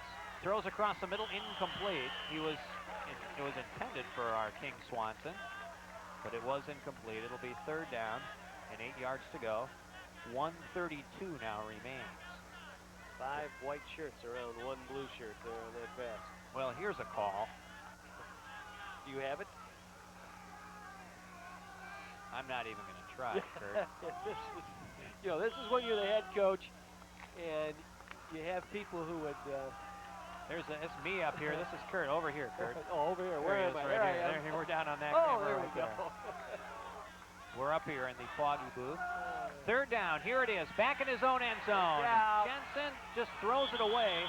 The pass was intended that time for number 32, Tim Dahl. Jensen was in the grasp. If this was an NFL game, that would have been called a safety, but in high school, those things aren't called. It's fourth down. So now fourth down, one more try for Larkin realistically with 1:28 left. They might as well use a timeout here, and they do, to talk things over. Do you punt the football here and hope everything turns out right? If you don't, are you going to give St. Charles a score? I don't think you can punt the football. You've already used 2 of your 3 timeouts, right? This one is not easy being a football coach. All right, we've got the replay on that's in the grasp in the NFL, as you point out. But he did a great job of getting rid of the ball, not taking the sack, and giving up the 2 points. Found his receiver out there somewhere in the vicinity and got the ball off. Some more games we'll be covering for you. October 10th and October 12th, we will play back the West Aurora versus Elgin game, and that one will be played right at this field that we're at, Memorial Field. West Aurora and Elgin, 2 teams that I guess if you're looking at the Upstate A Conference, you would pinpoint right in the middle if they have good years in the upper part. Playoffs? Well, you don't know. And then, look at this one. November 2nd, we'll see the Royals against Elgin. This one, this ball game, it just doesn't matter. It just does not matter if your team is 0-9, 0-8, 0-7, and the other team is 8-0. It doesn't matter. You can still beat them on one night. Larkin, Elgin, East Aurora, West Aurora. You can mark up both of those games as, you know, it doesn't matter whose record is what. Here we go. 4th and 8. Play of the game for Larkin. A pass it hit the shoulder pad of Nemers, it looked like, incomplete. The pass was underthrown, and number 88 tried to come back for it, and he couldn't. Now you're in a situation, if you're Larkin, you knew you had to complete that play, but you end up on the 2-yard line. St. Charles gets the ball with 1:24 left. And obviously, if St. Charles puts it in the end zone, this one is over. And they remain undefeated. You have Larkin 2 losses, and then you begin to start looking at playoff. Larkin now 6-3, normally get you into the playoffs, and they've still got that crosstown date with Elgin, but the bigger one coming up with Streamwood. Jensen really upset on the sidelines, pacing. 1st down and goal from the 2-yard line for the Saints. Handoff up the middle, Cavallo, and he is met and fumbles. I think he was whistled. The ball was whistled dead, though. Boy, he was met by a whole ton of people. Looked like he ran into a brick wall. You know, that shows you a little bit about the guys out there in the blue shirts, because it would have been very easy to give up from a defensive standpoint. Say, you know, we've given them up, or given the ball up to St. Charles on the 2. We're down by 3. We're sitting right at the minute mark. We can just cash it in and start thinking about next week. And Cavallo was really hit hard right there. So that tells you a little bit that Larkin still says we can make something happen, rip the ball loose, get a fumble, do something. Well, with 46 seconds left, St. Charles has called timeout. We have time for replay. Watch this hit. Ooh. They're still playing football down there, I'll tell you. 70, 89, 56, picking up some numbers there. Bob Lowe, Mike Hausler, Adam Lance. They're the Larkin cheerleaders. And all up and down that Larkin front line, they're saying tackle the ball, rip it loose, do something, cause something to happen. Nothing has changed in this point in the game for that Larkin defense. They're still playing as hard as they have all game. They have played a great ball game. If the offense for Larkin, well, you know, St. Charles' defense has played great too. I mean, both teams are probably going, I know in practice, then we go, come on, offense, you know, give us something. We've been playing some great games. Thinning out a little bit in the stands right now at homecoming. Most of the kids are going to the homecoming festivities. I don't know if they have the dance tonight or tomorrow. Probably tomorrow night. 46 seconds to go. St. Charles 10 and Larkin 7. I hope you've enjoyed this broadcast on Centel Sports. It's not over. St. Charles looking for another score here from the 2-yard line. 2nd down and goal after no gain by Cavallo. And now the Saints are just content to run out the clock. Larkin's out of timeouts, I'm assuming. And if that's true, then all you've got to do is kneel down. You don't risk the handoff. You don't risk the tackle, somebody ripping it out of your hands. And St. Charles can make one more snap of the ball, and it's all over. So they'll just run out the clock. Watching the clock now, going down to 20 seconds. Doesn't look like, looks like St. Charles is going to take the penalty for some reason. I don't know what. No, now they're going to break huddle. No, there it is. Now there's a penalty. I guess they didn't time it right. 10-7, there's your score, there's your situation. Well, Kurt, it's been fun doing this game with you. I have really enjoyed this. This is a lot of fun, a busman's holiday, if you will. You know, I'm coming out and watching the ball game anyway, and this really ended up to be a lot of fun. I guess you've really never considered refereeing high school football. You referee so many basketball games. Well, as I told you before about refereeing football, it gets cold and rainy, and I enjoy indoors in 72. Yet you still go and watch them. Yeah. When it's in your blood, it's in your blood. Some hits going on out there, maybe some extracurricular. Let's keep a camera on that field and find out what happens right here. Little extracurricular after the ball game. Larkin a little bit upset with the way the Saints just fell on the ball at the end, saying, hey, come on, try to go through us for the touchdown. But St. Charles just sits on the ball at the end. That's all they had to do. And they have escaped tonight with a 10-7 victory over the Elgin Larkin Royals in a game that started out, I'm going to have you more often, started out as being an offensive showdown. Both teams took their opening drives right downfield and scored touchdowns. Tim Dahl ran in from 19 yards out. Shaber provided the kick on Larkin's first possession. They scored, making it 7-0. It would turn out that would be Larkin's only score of the ball game. St. Charles got the ball on their first possession. They marched 75 yards, and Tom Cavallo ran it in from 15 yards out. Finley had the extra point. It was 7-7. The only other score came in the fourth quarter when St. Charles's Ryan Finley kicked a 35-yard field goal, and that was it. 10-7 is the final score. For Kurt Anderson, I'm Bill Martin. Thanks a lot for watching Centel Sports. We'll have games, as we've shown you all the way through the broadcast, up and down the area, all kinds of football for you, maybe even some soccer for you. And we cover the sports here on Centel Channel 6. So thanks for joining me up here, Kurt. My pleasure. It's been nice having you. And good night, everybody, from Memorial Field at Elgin Larkin.